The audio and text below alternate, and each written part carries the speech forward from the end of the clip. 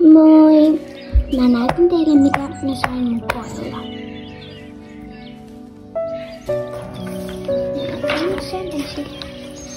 No niin.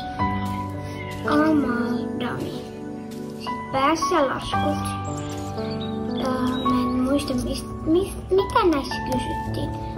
Mut mä en muista totakaan, mutta se oli 28. Okei, 10 kertaa 3 on 30 oikein. 9 kertaa 3, 24 oikein.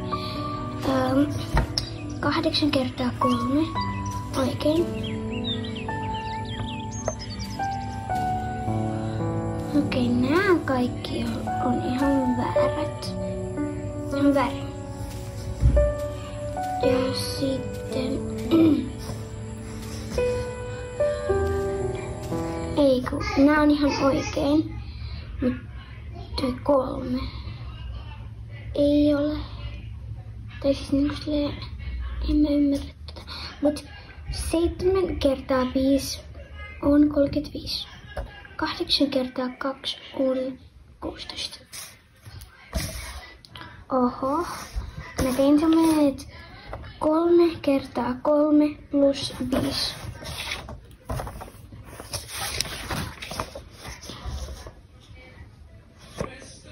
Mut ton pitää olla jotenkin 6, okei.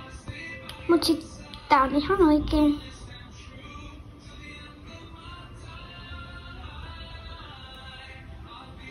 Tässä on 15 ja 3, en mä tiedä. Mut jotenkin nää on oikein sitten.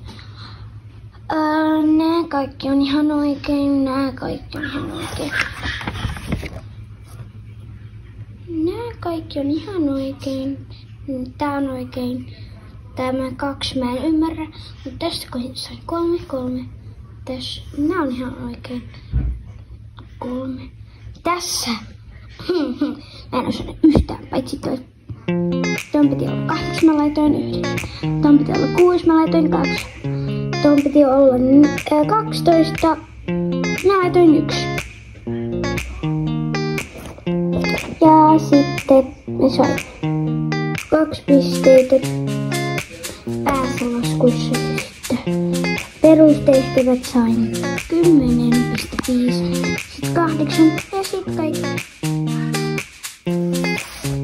Ja sitten kaikki 20,5. Mun äiti, mä näytin, että mä sain 2. Nyt se on laittanut.